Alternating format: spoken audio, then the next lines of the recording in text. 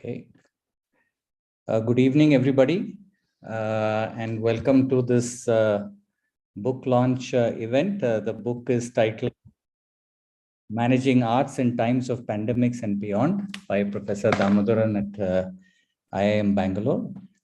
So let me start proceedings by welcoming our director, Professor Rishikesha Krishnan. And I will invite him to make the opening remarks, and then we can get on with the ceremony. Professor Krishnan. Yeah, hi, greetings to all of you. Good evening, good morning, whatever be the right salutation for the time zone you're in. And I'm delighted that we are at this event to launch the new book of Professor Damodaran. Professor Damodaran has been working on arts and culture and institutions related to this for several years now, maybe almost decades. And I'm really happy to see that the result of his hard labor over the last several years is now manifested in front of us in the form of his new book. The book is titled Managing Arts in Times of Pandemics and Beyond. And going through the book, I was struck by the variety of contexts that Professor Damodaran has studied, right from Russia to India to all over the world, looking at the different art forms and how the challenges involved in managing them. And particularly so in this digital era with all the disruptions from technology and, of course, much more recently, the disruptions from the pandemic. The arts and culture have always had significant managerial and economic challenges, but certainly these have all got accentuated in recent times. And Professor Damodaran has taken a very, I would say, in-depth view of how these institutions can manage all these changes which they confront today. In the process, he has taken a deep dive into several organizations, gone well beyond his traditional field of economics into management, strategy, looking at business and a whole lot of other things. And I must congratulate and commend him for the excellent work he has done in creating this masterpiece, which I'm sure will be referred to by people in the arts and culture for several years to come. So congratulations, Professor Damodaran, and it's a really very happy occasion for all of us to be here today. Let me also take this opportunity to welcome all the expert panelists whom we have with us on this occasion. Shri Adur Gopalakrishnan, a very well-known film director, Dada Saheb Phalke Award winner. Certainly, I think there would be hardly anyone in India who does not know Shri Adur Gopalakrishnan. Welcome, Shri Gopalakrishnan. Namaste to you. Mr. Benoit Freefontaine, Consul General of Canada in Bangalore, is the second panelist we have with us today. Warm welcome to you, Mr. Freefontaine, and I'm really happy that you could be with us. Professor Lee Lothrop from the University of Oregon in the USA. I'm not sure I pronounced your name correctly, but good to have you with us, and welcome to this book launch event. Ms. Sharon Lowen, who is a classical dancer and writer. Very nice to have you with us on this occasion. Thank you for being with us. Professor Jayanto Sengupta, historian and director of the Victoria Memorial Hall in Kolkata. Good evening, Dr. Sengupta, and greetings to you. And last but not the least, Professor Hajime Sato from Nanzan University in Nagoya in Japan. Wonderful backdrop, or I don't know if you're actually sitting out there among the trees, but whichever way it is, very nice to see you there. Good evening. Namaste. Warm welcome to all the panelists. I'm sure we are going to enjoy listening to all of them. And with those brief remarks, let me hand you back to our Dean Faculty, Professor Chetan Subramanian. Thank you, Professor Krishnan. And I would just like to make a few comments. First of all, Professor Damodaran, many congratulations on the book. And thank you for inviting me. I must admit that when you invited me to say a few words in this function, I was a bit apprehensive as I am not that familiar with the subjects dealt in the book. However, I found the book to be both accessible and extremely engrossing. It's an excellent resource for anyone, particularly managers who want to learn how art organizations work. I think it fills an important void. There are plenty of books on management and there are books on arts, but there are very few books that focus on the management of art organizations. I think the narrative in the book seamlessly integrates discussion on the structure of art organizations and the management challenges confronting both large and small art organizations. Importantly, the book focuses on how digital technology can be the big disruptor in terms of how these organizations are run. Professor Damodaran's attention to detail and ability to keep a tight narrative is something that both students and colleagues here at IIMB deeply admire about him, and the book certainly has his inimitable style stamped all over it. Professor Damodaran has been writing about issues related to blockchain and cryptocurrency and so on and so forth, even before it became quite popular to do so. Here in this book, he highlights the role of these technologies in addressing the challenges in the art world, which I think is a very unique take on the subject. For instance, he points out the virtues of economies of scale and scope are no longer sacrosanct for these organizations. The use of blockchain can enable an artist to reach a more extensive customer base without necessarily having to grow larger. Similarly, such technology can help facilitate smart contracts, protect intellectual property, establish transparent people-to-people contacts, establish reputation, promote dynamic pricing. I think the book introduces us to several interesting ideas. Congratulations again, Professor Damodaran. I'll come back towards the end of this talk with some questions. But before doing that and introducing the panelists, may I request you to say a few words?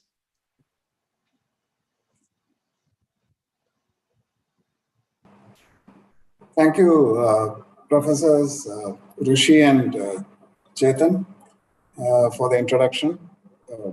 I must say that I have been working on this book. I started working on this idea of writing a book in the last 2019, a little before COVID started. And I wrote the first chapter and then left it like that. And I should say that one of the blessings of COVID, as far as I am concerned, is that I could write this book. Otherwise, I would have been running around and doing a lot of things, get distracted. So I had nothing to do. I sat at home and dug my heels and wrote it up.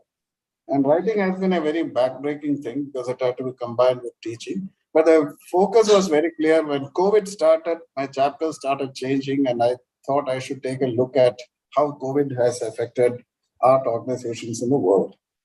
Now, having said that, I should also say that the focus of the book, as it's brought out in the first chapter, is unmistakably on management. I mean, it is not on management issues concerning arts organizations. So I'm not getting into aesthetics or performative aspects of arts, fine arts, visual arts, or performing arts. I'm just trying to see how art organizations have coped with pandemic. And I found out something very, very interesting and very, very strange, I should say, because till COVID struck, my broad thesis is that small arts organizations have no place under the sun. It was getting to be very difficult to survive. But thanks to this great, I should not use that word thanks, it is a very perverted way of putting it, but the COVID really made them stand up. They fought, they got into social media platforms, live platforms, they went for streaming, they catapulted themselves just to survive. And today they have more than one revenue stream coming their way. And this is a very admirable thing that I noticed. And I also go on to look at what it would be if the streaming is carried to the next level of Metaverse and if things go in that direction. So this is, the idea is to create, at the end of the day, a new agenda for managing arts, especially small arts organizations and arts organizations which are large, but are looking for a turnaround. So it's a management handbook in some ways, a futuristic management handbook. And if you ask me what exactly is so specific about this book, what is so great about this book, I can't say what is great about the book myself. But I would say that it is about management, A, and B, in a context of pandemics, and C, in a multi-country context, and D, looking at the interface between policy and management. That I thought was, one of the reviewers did say that. They said that the policy chapter is perhaps the most vibrant chapter in the book, and technology chapter is the second best. So I think, as Professor Rishi mentioned, it's a deep dive method. I don't claim to follow a case study method, which is followed in strategy and OB and other areas. I have used the term deep dive because it is somewhere, it's not as terse as a case study. At the same time, it is not very expansive either. So it goes into depth on certain elements and brings out certain things. So that is the focus. And the focus on technology, if I had written this before pandemic, I would have been mighty apologetic about technology, using technology to define the arts world. Because technology is considered to be an anathema of aesthetics. But after COVID, I think there has been a tremendous amount of unification between the two, and for the better. So this is the broad outline of the book. There are 8 chapters, as you see. Most of you will have come across. The first chapter is an intro about how the pandemic struck and the context in which the arts organizations are placed. And second gets into the philosophy of arts. Now, it is a very terse, brief chapter. It just tries to get the Eastern and Western thoughts on aesthetics, and tries to say how a manager why should a manager know about philosophy or aesthetics? So I try to argue that way. Then comes a policy chapter. 4 countries are taken up.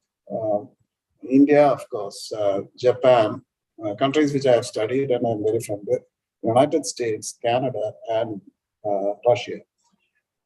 So I have used a normative framework. I have not tried to say how policies are done as present. I have said this is the ideal framework, and how do these 4 countries fit into that framework. So it is a framework of my own framework, which I had tried out many years ago in biodiversity, in the context of biodiversity, which is my original set of work has been on environment. So I transposed it to culture and tried to work out a normative framework. And then there's a section on theaters, there's a section on museums, and then the economics of the unique. That is how I term the idea of economics as applied to arts organizations. And then finally, the section on the futuristic world of blockchains, NFTs, and Metaverse. And I have termed the manager of arts organizations, I tried to put a new term, artosphere manager. So, it's a total personality that we should be seeing coming out. So arts and management will be much more unified than ever before. So that is probably the summary. And the panelists who are here today, I learned from them. I should tell you, starting from Adurji, I learned quite a lot about performing arts from him. Now you'll wonder why, because he is known to be a great filmmaker, but he's also a great filmmaker, great producer of performing arts, documentaries. And these are exquisite collections, which I took from him, went through it, and I really benefited a lot. And this association started about 12 years ago. And then Mr. Benoy is, he graciously accepted my invitation. He's a very busy person. But when he saw Canada and Canadian arts policies, which I had studied in depth, because many a time I have visited Montreal, more than I have visited Toronto in the last 5 years. And I studied the Montreal Museum of Fine Arts and the Canadian Arts Policy. So I'm very thankful that he came here, he took a look at it. And then then of course, Leah has been a great, she's an anthropologist. And it was, I had invited her once long ago to IIM Bangalore to give a talk. She has worked on folklore anthropology and in relation to Kuriyatam. So that brought us together to work on certain areas of interest. Sharon, of course, has been associated with me for the last 6-7 years. I really admire her contributions to. She came from the United States, settled down in India, and became a disciple of Damodaran-authored. specializes in Odissi, Manipuri, and an exquisite, great dancer. And more than that, I think a very lucid writer. So again, thanks to her. Jayathosan Gupta, he has been, he had invited me to Victoria Memorial Hall to speak on blockchains and its applications to this thing. It was always a pleasure to talk to him. Very modest, very unassuming, but a historian, great historian, who has an exquisite academic record, written books. But I learned about museums from him. And I'm very thankful. And then Sato, my old friend, he taught me the basic steps of No when I was in Chiba, and he was a professor there. He was running an amateur No school, and I benefited from understanding about No. He has taken me to many a time to Kabuki's theater, and that is how I came to know more about these two art forms which are discussed in this book. Not know as much as I have discussed Kabuki here. So these are the great panelists that we have with us, the wonderful panelists that we have with us today. And I think I should not hold them back. I mean, they're here at my invitation at the odd hour at 8 p.m. And I'm very thankful that they've accepted our invitation to come. So over to Professor Chetan. Thank you, Professor Damodaran. And may I now invite Mr. Adul Gopal Krishnan to make his remarks.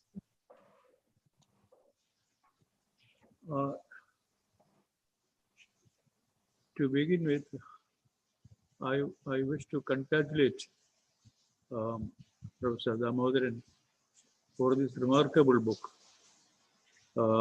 And it is so thoroughly researched, very authentic for anyone to learn about these art forms, the way they are managed, whether it is state funded or privately funded, all these details, about art forms, particularly in India, in Japan, in Germany, in Russia, France. This is a great lesson for anyone who is interested in arts. It's a remarkable exposure that it provides. I just wondered, why is it that he did not touch upon cinema as such? Maybe cinema is taken for the commercial cinema. Generally, this is what happens. When you say cinema, immediately you think it is Bollywood and it is Hollywood. But there is the other cinema, maybe which the management of which could have been included in this book, I think, because the other cinema needs real management in terms of either patronage from the government or from the wealthy intellectual of our country. So unfortunately, cinema is immediately taken for the commercial cinema, but that is only for sale. So there is the other cinema, which is basically which have an integrity and they are relevant in our life. So, and the way the small filmmaker is making films with such small budgets, but then with his ingenuity and with his commitment to the art, how he comes out with some remarkable works. That's very important. And in India, all of us, some of us, in fact, Manal Sen, Shyam Benigal, myself, and some of the stalwarts of Bombay industry, they were in a committee to recommend ways and means of improving the standard of the Indian cinema. In fact, the very first committee was established during the Nehruvian period. It was Nehru's idea that he thought we produced a lot of films in the country, but then it was anywhere near the international standards. So it was he who suggested, under the SK Party's chairmanship, he instituted a committee. That committee recommended many important measures. One of them was the institution of the Film Institute, then the Film Finance Corporation, and then the International Film Festival, National Film Archive, and all that. So then there came a time when there was time to review things. So some of us were on this committee to study the situation and recommend. So we made a recommendation with great hopes about setting up a National Film Development Corporation. It was started with great hopes, great aims for it and all that. But what happened was the bureaucrats who were there at the top, once it was established, they had no interest in any of these things. They were only interested in themselves. This was a tragic thing. The government put in so much money into it, and then over the years it became absolutely distant from the cinema itself, the real cinema itself, and it started functioning for itself, and now it went into oblivion. That is the situation. And today, unfortunately, what the government is thinking, it has already thought it up, and then it is already being practiced that, in spite of our doubts being expressed very clearly in the public, that they were joining all the institutions which each of them had a different function to do, but then they are all being put together under this very same National Film Development Corporation, which is in real, it's a disjointed affair. It's a failure, a grand failure before us, and the whole thing is entrusted to that corporate body. This is a tragic thing. This is where government could be promoting this cinema of these different areas, including the Children's Film Society producing films for children. They are all now being put together, and the corporate body, obviously, it is going to be ruled by some management which have no idea about what they are doing. So it can be a real mess. So this is what we are, some of us very, very strongly pleaded with the government not to do it, but they have gone ahead with that. It's like a steamrolling, this unfortunate part. Whereas it was again with Nehru's vision that these academies were set up, an academy for song and drama. Then there was this Lalitha Kala Academy and the Sahitya Academy. All these academies were set up under a Nehruvian vision, and they have really done great work. Really great work. So then say it is same government patronage. In one sphere it has done great work, and the other sphere it has failed us. In fact, all our expectations were failed. In fact, and it's going in a further worse direction. This is, as a practitioner, this is my feeling. So in terms of traditional arts, the book explores particularly about Kudiyatam, about Kabuki. No is mentioned only in passing, but not. The theater itself is very difficult to find. Even in Tokyo, it was very difficult for me. Twice, thrice I tried, and only last time I succeeded in watching a performance. It is not as popular as Kabuki. And in fact,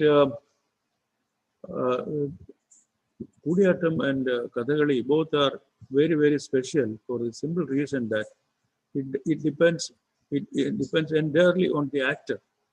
The actor is the spectacle, the actor is the medium, the actor is everything, the performer, everything.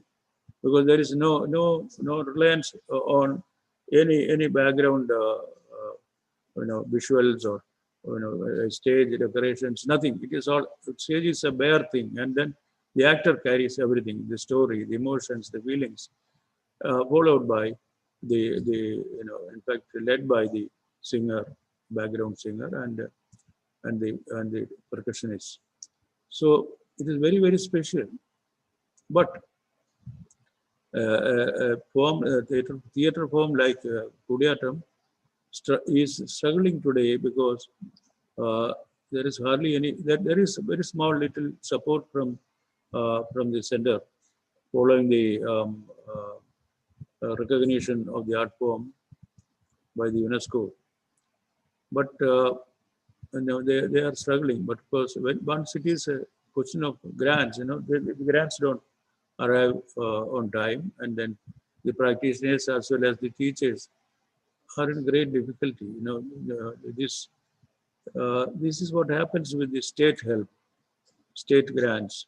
But then we have no other go. It is a public responsibility of the government. It's a responsibility of the government to support these forms. So this is what I have to say about the management part. The management, in fact, is very, very important. As Professor Damodaran was saying, the management, it's ideal, as it says in the book.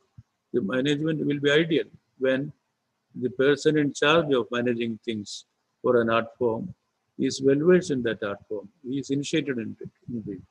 In fact, it's very interesting to say that I learned this while watching Kudiyatam. I was told it's a practice in Kudiyatam that there has to be at least one erudite person, one who has the deep knowledge in Kudiyatam performance, sitting in the front row. Unless a person like that is there, there will be no performance. So it requires, it asks for, it demands a certain level of understanding on the part of the audience. So it is not meant for the uninitiated. So we call it Rasiga. It's very, very important. So the manager in the management area, it has to be, the manager has to be enlightened. This is what happened to National Film Development Corporation. They were just bureaucrats, not interested in even the aims and objectives with which it was set up. That was the unfortunate part, because there was no initiation, there was no interest. They destroyed a great chance, that this country had. That makes me really sorry about the whole thing. But this book is, because I'm a practitioner of films, I mentioned this book, but the other cinema needs patronage at every level. Over the years now, look at the national awards. The national awards are given to the judges posted to view and judge these films. They are just very, very often it is their first experience of cinema, watching any cinema for that matter. That kind of people are put on the juries. So this is again mismanagement. This is an example of mismanagement. How mismanagement can destroy an art form. Cinema is an art form for us. Thank you very much. I think I spoke too much at length. Thank you very much, Mr. Gopalakrishnan. May I now invite Mr. Benoit to say a few words.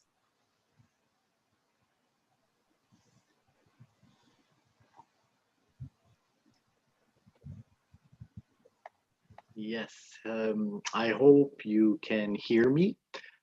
Professor Damodaran, distinguished panelists, friends, colleagues, and well-wishers, good evening, bonsoir, konbanwa, shuba sanje. I feel very honored to be able to say a few words about Professor Damodaran's book, which I had the pleasure of perusing in recent days. I am neither an artist nor a scholar, so I was reading the book from the perspective of a diplomat and a civil servant by definition, whose main involvement with arts and culture, other than my own personal enjoyment, has been to make all forms of art and culture more accessible, more financially sustainable through international dissemination and exchanges. In his book, Professor Damodaran correctly points out that the policy underpinnings and objectives of each country vary significantly. But when it comes to my line of work, international relations, the vast majority of countries recognize arts and culture as a pillar of their foreign policy, and also as a tool to promote themselves, to create goodwill, to attract everything from tourists to media coverage to investment. I have to say, however, that the last few years, marked by the COVID pandemic, of course, but also the relentless advancement of digitalization and the possibility of scaling up art forms in a way that makes them much more financially rewarding. It has considerably changed the reality we had known until 2019. So, you know, I'm not naive. I fully understand that art and culture are big business, but they're also more than that. And what I enjoyed when reading the book was that everything is written in a way that addresses both these types of approaches to looking at art and culture. In Canada's case, I think that my country's cultural policies will always continue to focus on showcasing the diversity of cultural and artistic backgrounds that exist in Canada. We have so many cultural communities because of our history of immigration coming into our country. So making arts and culture more accessible to the masses and as a way to show that we value all of the contributions of the different cultural communities, that will always remain central, I think, to Canadian cultural policies. But frankly, I think we have learned a lot of lessons about the way our existing programs are managed and our ability to adapt or lack thereof to the new conditions that we had never anticipated might be possible and which did happen through this pandemic. All of this will definitely require that we take a really close look at how we're operating and what it means for our cultural community. Artists in Canada, you know, some are extremely popular and succeed, and those who had access to the digital tools to continue with their craft, they're doing well.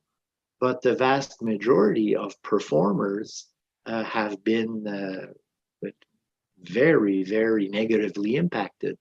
And there was very little that our government could do other than handouts in terms of their ability to disseminate internationally. We couldn't do anything. Some of our embassies and consulates general were closed.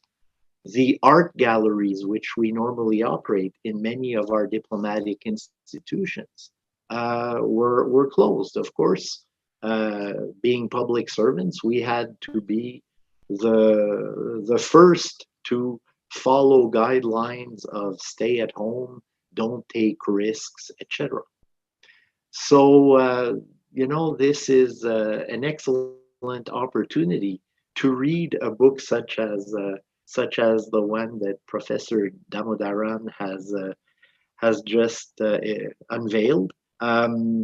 Very timely. I was interested in his anecdote about how he had started his research before the pandemic and then kind of found a way to give it a new spin, which factors in the reality that we've known in the last 2 years. So, you know, I want to say that for someone like me, who's an economist, a career diplomat, I found the book very accessible. accessible and pragmatic in the sense of my ability to look at the findings and the research and be able to suggest or contribute to future policy discussions within my own government. I think it speaks to not only the cultural industry and cultural institutions, but also to governments and even to artists. So very, very useful. And the more people from these various backgrounds and motivations read the same book, I think the more likely it will be that common understandings will emerge. And so I think your book, Professor, is an excellent tool for those of us who need to try to find solutions going forward. So thank you very much. Thank you for listening to me and inviting me to say a few words among all these scholars and experts who are also speaking. Thank you very much. Thank you, Mr. Benoit. May I now invite Professor Lothar to say a few words? Yes, thank you. Thank you for the invitation to be able to speak here today. I would like to heartily congratulate Professor Damodaran on this important volume. It is the culmination of your years of work in turning an economic eye to the generally undervalued sector of the arts, and this attention and perspective are very important and very much needed.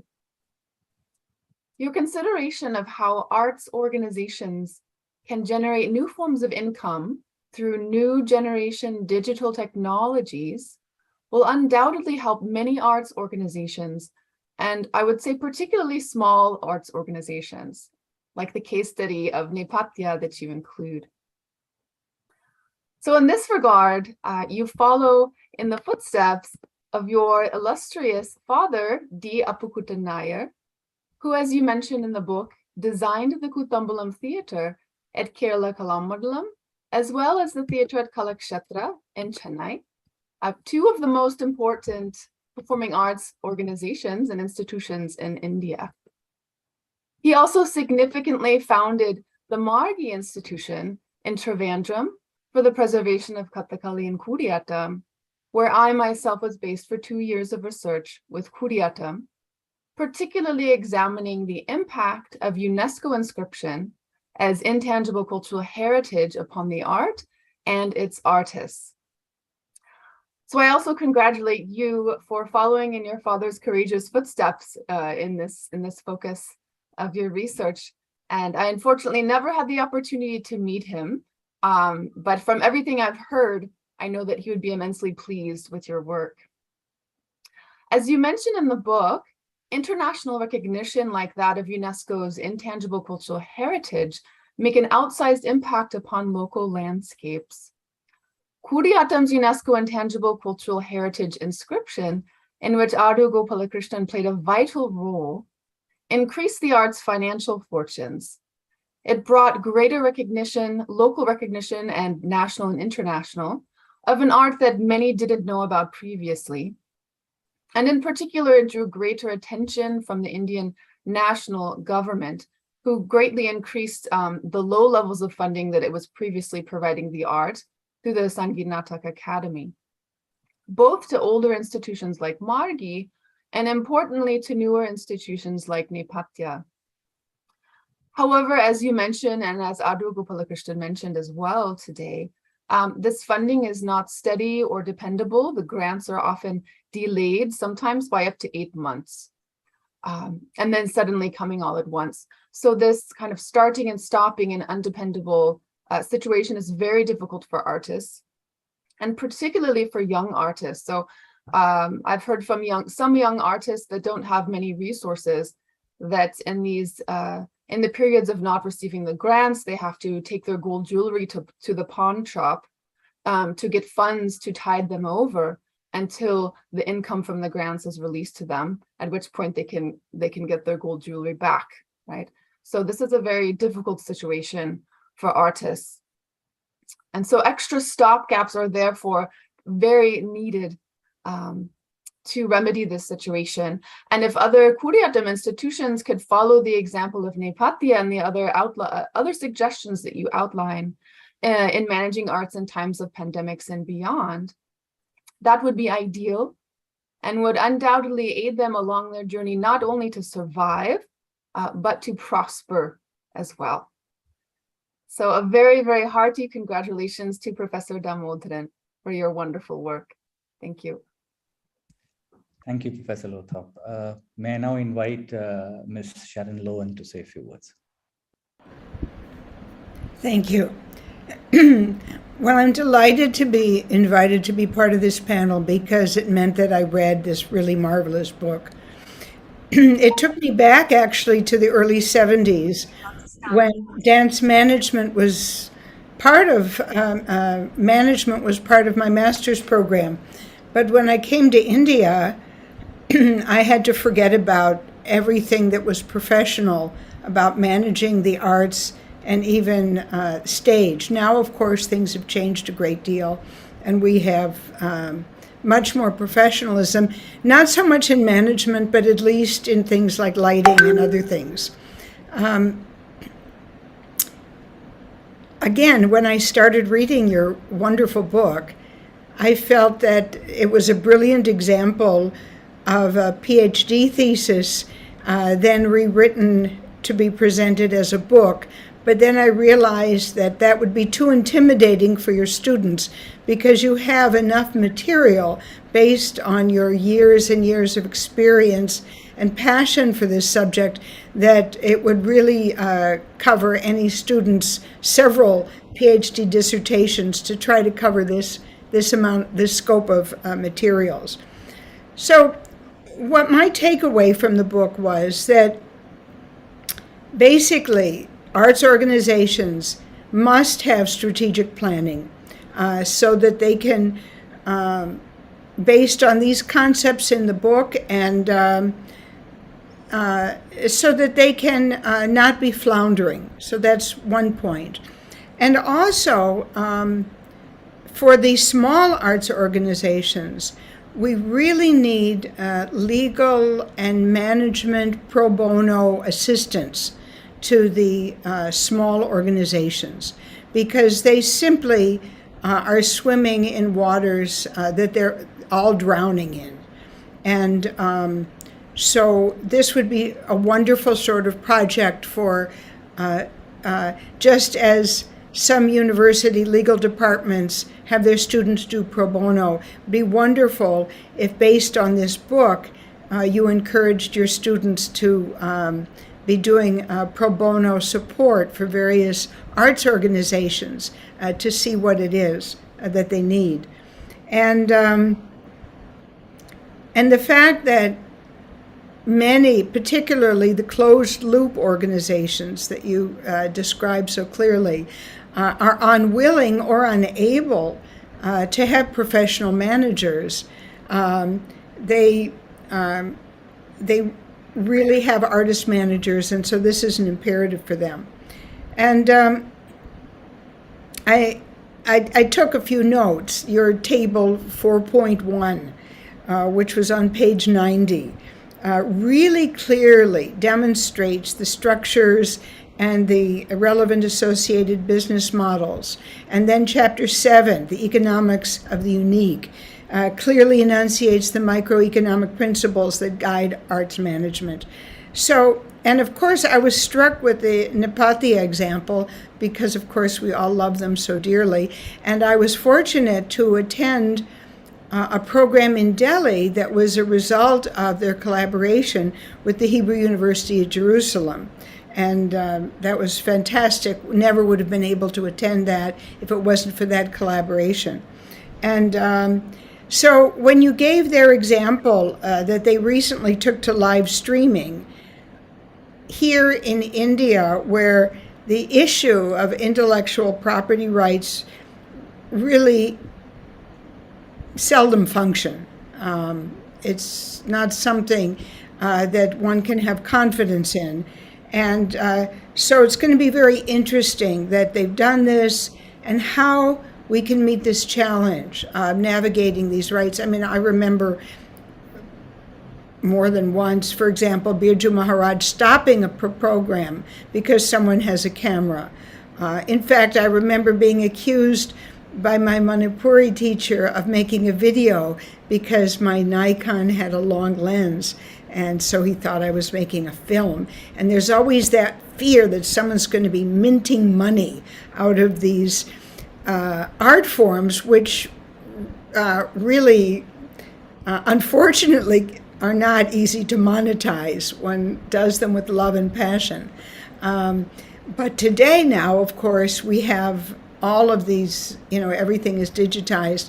Now, for instance, I've taught 22 choreographies over Zoom during COVID, and getting various advice on how to protect that.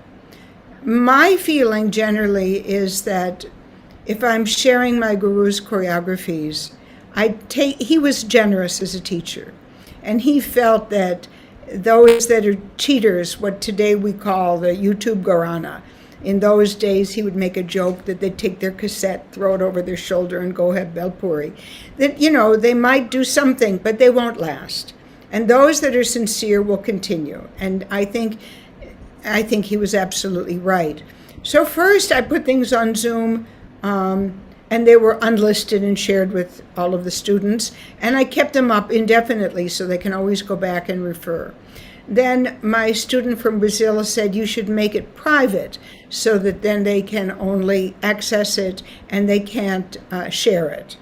And then now one of my students, who's more sophisticated than I here, said, you shouldn't keep them up indefinitely. They should have to come back again for refreshers and to learn. And of course, one of the fundamental challenges about offering something like a workshop or a one-time teaching of an item is that no one learns a classical tradition the first time through a choreography or a composition. You're just getting your basic skeletal structure. And so there are gurus who quite rightly feel that they won't use that format because students need to be ongoing and constantly refining, maturing, marinating the art. And those who take a workshop, unfortunately, some of them think that they've learned it. But then I even remember when my guru would teach his summer workshops, and I would hear students say, oh, we've come and we've already learned this. And I couldn't understand that concept. If you're not doing it the way he does it, why would you not want the opportunity to do it again and again? But obviously, those are issues. I loved the example you brought up about Canada, which assesses their social impact via public consultations of policy reviews. My goodness. Wouldn't that be wonderful if we could have that in India? But in fact, we have a feudal structure. There's secrecy, there's cronyism, even something that, we all hope that digitization for government is going to make things easier.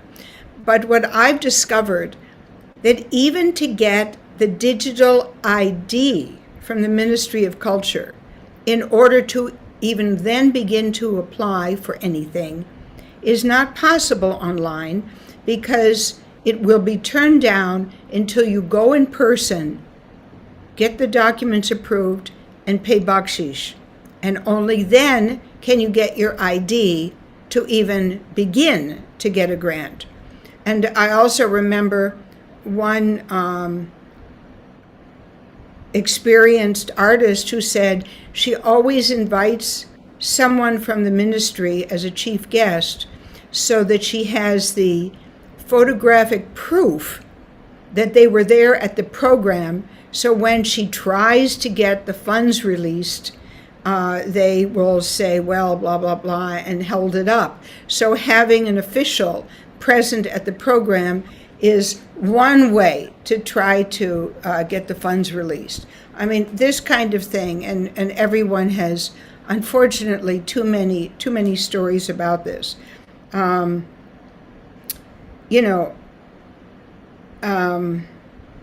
again, this issue, which we all know, the inadequacy, unpredictability of the flow of funds.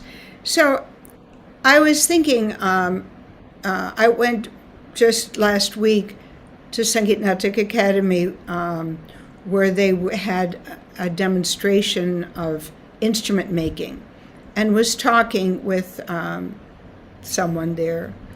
And they were telling me about, as we know, the fact that officers feel no motivation to do what they need to do.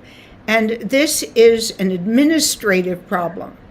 It's not a problem per se of the employees. Administration of all of these government funding organizations, of course, many of them are government officials who are there temporarily.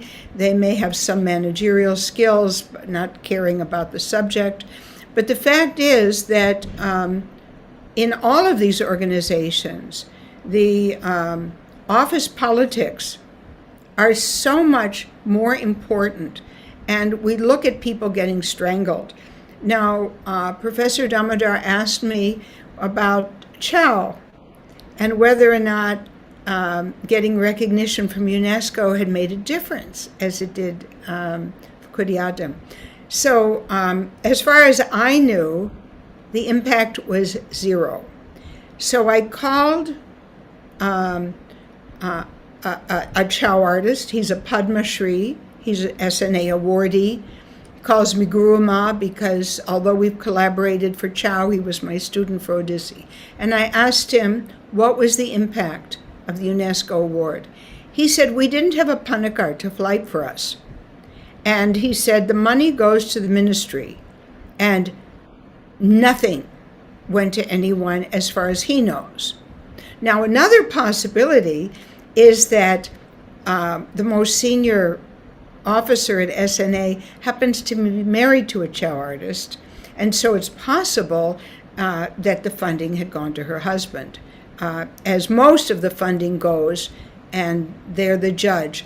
And what I feel so sad about this is that we all know that the arts, the SNA and the other academies do not get the kind of funding that other government-funded agencies, ministries, whatever, do get. And yet, that little bit of money means so much to people like Chow artists in Jharkhand, in Mayurbhanj, in Manipur, in Bengal, and the fact that they get so little, and that they're strangled because somebody in Delhi will always get it. That anytime ICCR is sending a troop, one person will then have control of who he calls together, and this is found all over the country. What can you say? Okay. And then the thing is that there is some small support for funding training. But one thing that's very much missing and would be wonderful with the UNESCO recognition, or if there was some imagination or some care, is there needs to be funding, there needs to be grants for choreography. Because when the Maharaja of Baripada lost his privy purse, he forbade the dancers to perform because he knew the standard would go down. The creativity that was done with new variations and choreographies on all of the traditional themes, as well as new ones, every year was not going to be there. So now what we have is repetition that is getting watered down of the traditional items, but there's no organic growth in the form because there isn't that kind of support, which is so much needed. We know that, I think of examples like at Bharat Bhavan, when the Gond artists had the opportunity to interact with contemporary artists and develop their art. And now the distinction of it being a craft or fine art isn't there, and their paintings sell very well. You think of NID giving design for Gujarat crafts so that they became extremely marketable and attractive. And then we think of the Northeast, where we want to support all those beautiful bamboo crafts, but they're just not functional. I mean, you can use one basket or one tray, but all of the other funky things they make, they're not getting the inputs that they need. So anyway, finally, I was excited to read all of the things you wrote about the systematic change in the bispatial digital technologies. Blockchain is far beyond me, or whatever, but it's exciting that it's a development for others. And I just feel that small and large, your book is really an incredible contribution to being able to deconstruct and analyze what the strategic planning could be for those needing support for the arts. So, thank you. Thank you, Ms. Lowen. May I now request Professor Jayanta Sengupta to say a few words. Thank you. Good evening, everybody. It's a privilege and an honor to be on this panel along with all of these distinguished panelists. And I join all my co-panelists and everybody in this virtual space to warmly congratulate Professor Damodaran for this wonderful book, which I have had the privilege of reading at various stages, at more than one stage. And I also warmly congratulate IIM Bangalore for creating an academic culture conducive to the production of books such as these, because what the book has done, in my view, is to break down the fourth wall, as it were, or to break down the culture of two cultures. We always talk about interdisciplinarity and border crossings and inclusivity, but there is still, a strong sense of two cultures in our academics and management, the culture of management. And I see it exist as an aspiration in government circles, because as somebody working in a government museum like the Victoria Memorial Hall, for which it's a privilege to be featured in this book in the museum section. But I always can see these aspirational management languages in the Ministry of Culture especially, and I guess in other ministries also.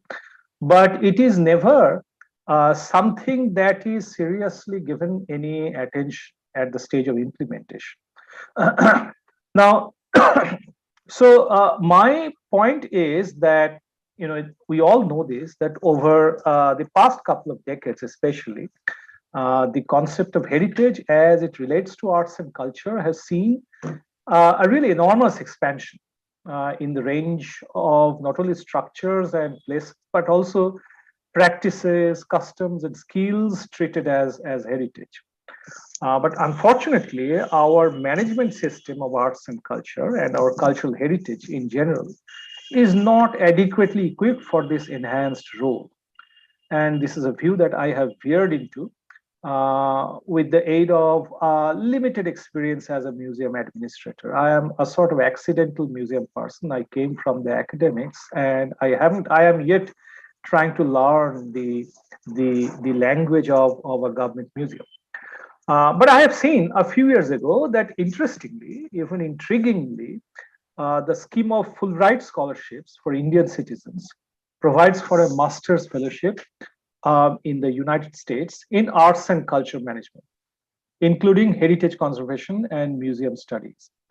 And this indicates that the subject is sufficiently important, not only to be taught widely in the US and the West, but to force its way into a fully funded fellowship program, international exchange program, as important as the Fulbright. However, notwithstanding the fact that our identity is widely perceived throughout the world, not in terms of our IT, but our culture, and we get to hear a lot about arts and culture constituting the soft power of India. The fact remains that we in India have not integrated arts and culture management into our curriculum, which is why this has been a very gaping chasm. It has been a huge gap which Professor Damodaran's book now fills. And I would say that we have Indian Institutes of Technologies and Indian Institutes of Management, including Bangalore. So with the exception of Bangalore, we really don't have any other institution, like, for instance, an Indian Institute of Cultural Management, not even a sub-branch available as a specialization in any of our many and mushrooming management institutes. And almost 3 years ago, our Honorable Prime Minister talked about creating an Indian Institute of Heritage Management. But I know this for a fact that it is yet to come up, and there are miles to go before this comes up. We have more than 30 UNESCO World Heritage Sites, and we are campaigning to add more than 50 sites to that list. But we do not have courses for arts and cultural management and heritage management in general, except a few related modules in the National Museum Institute in Delhi, or in the comparatively new institutions like the Delhi Institute of Heritage Research and Management, the Center for Heritage Management in Ahmedabad University, and probably a couple of short-term courses offered by the Archaeological Survey of India, or INTAC, the Indian National Trust for Arts and Cultural Heritage, and a couple of museums like the CSMPS in Mumbai, and also the Bhaudaji Lal Museum in Mumbai, which is why the example of IIM Bangalore producing an environment conducive to the production of such a book is really, really remarkable.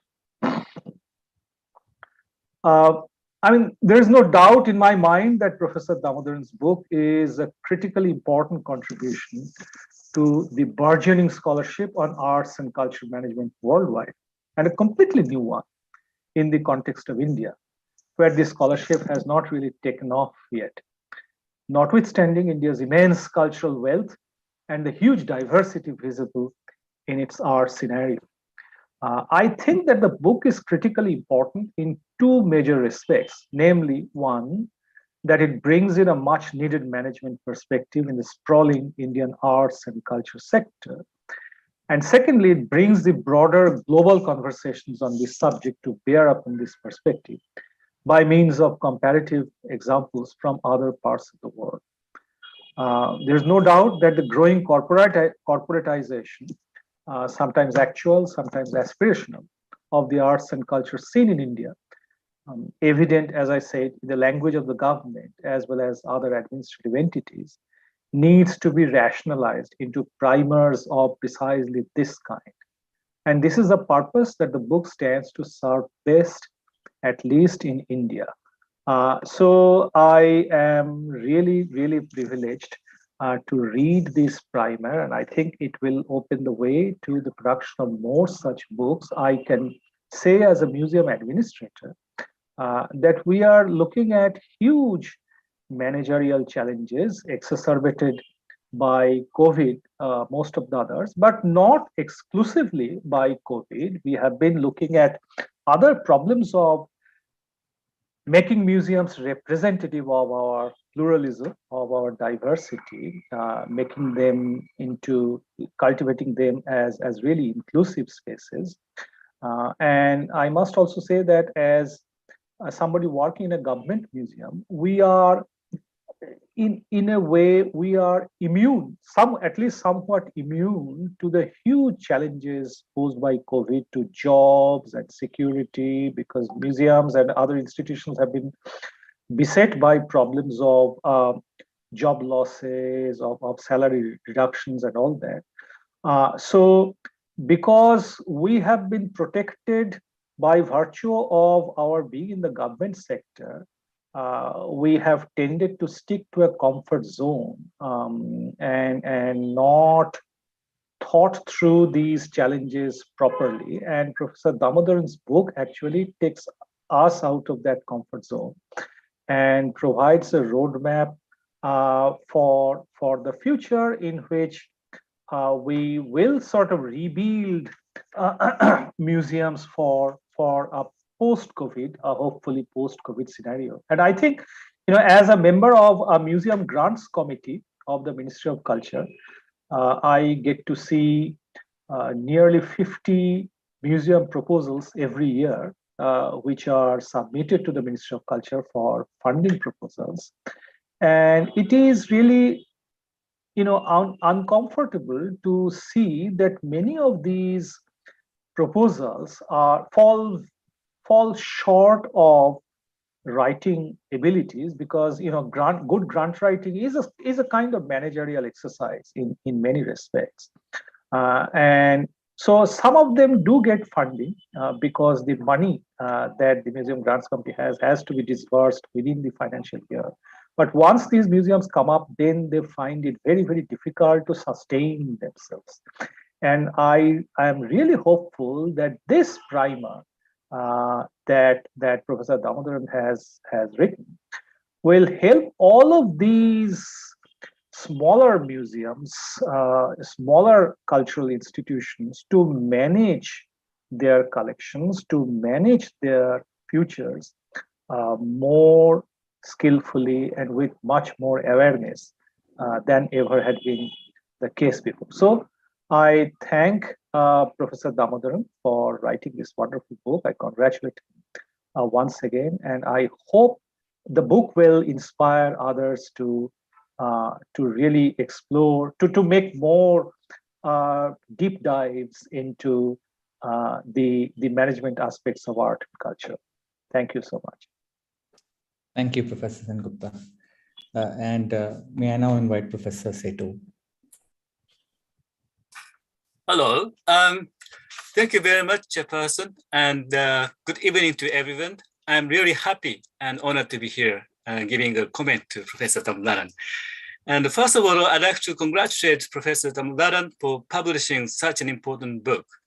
I'm very much impressed by his effort and insight shown in his new book. It explores a new field, both in terms of art study and art management, touching upon the political economy of art, I think. I first met Professor Damodaran about 20 years ago when he was a visiting scholar in an institution in Japan where I worked. We met each other as a development economist, and he wanted to see some Japanese traditional performing arts, so I took him to some Noh theaters and kabuki theaters every now and then while he was staying in Japan. And in those days, I thought Professor Damodaran is an economist working in the field of development and environment. So I was thinking that he visit Japanese traditional arts for his leisure, like I do. And but later, at some points, I found that he's very keen in doing comparative research on art policy. And to my surprise, his effort has just borne fruit as such an excellent book. Anyway, as every important points has been already pointed out by my distinguished panelists, I just wanted to introduce one incident relating to art policy in Japan, on which the approach proposed by the professor proposed in the book would provide an important insight. In 2012, about 10 years ago, the mayor of Osaka City announced reduction of public funding for the arts, facing the significant debts in the city's finance. He urged arts organizations such as Osaka Symphony Orchestra and National Bunraku Theatre to be self-supporting. He especially argued that the city will radically cut subsidy to the Association of Bunraku, which is one of the traditional performing arts using puppet, which born in Osaka in, I think, 17th century. This triggered a nationwide debate in Japan. the mayor argued that the rationale for providing subsidy to Bunraku seems very weak because other traditional performing arts such as kabuki or rakugo do not receive subsidy at all. So the association of Bunraku should be radically reformed, he argued, by introducing more market-based system by making hard efforts to enhance attendance. And various famous artists and intellectuals tried to defend Bunraku, arguing that the tradition would be sooner or later lost if the city stops subsidy. This incident shows the relevance of the blockstone analysis shown in chapter 3 of the book, which the blockstones consist of, I think, if I'm correct, philosophy, perspective, organizational system, enabling system, impacts, and something. I forgot, sorry. And anyway, as noted in that chapter, Japanese approach towards arts, especially towards traditional arts, has been basically functional. When a kind of nationalist sentiment surges that Japanese society has a highly civilized culture, traditional arts were praised, protected, and promoted to serve the national purposes. This system remains, but the philosophy and perspective toward the arts have been basically shifting from the functional approach to the artistic freedom, while changes in the sphere of organization and enabling system have been relatively mild. In addition, Japan has not developed the system of evaluating the impacts of art policies. The framework shown by Professor Damodaran, if applied to this friction between Osaka City and the Bunraku Association, would clarify the issues at heart. This is just one example, and I think Japan can also draw various lessons from this exciting book. This book offers comparative analysis on arts policy in a systemic way. Anyway, again, congratulations for the book, and I hope that book will attract readers from various backgrounds who have keen interest in the future of arts. And congratulations, Professor Damodaran. Thank you very much. Thank you to all the panelists. We are slightly behind schedule, so I will just restrict myself to one question that I had, and I'll request Professor Damodaran to elaborate a little bit. So the book dwells a lot on what are the sort of skill sets that a manager of an art organization will have to possess, particularly post-pandemic. And he concludes in the book by pointing out that the ability of these organizations to stick to the virtual world of performance in the post-COVID phase will depend upon the ability of the manager to cope up with the digital technologies centering around Metaverse. And he sort of tantalizingly leaves it at that point. So Professor Damodaran, can I please request you to elaborate on this?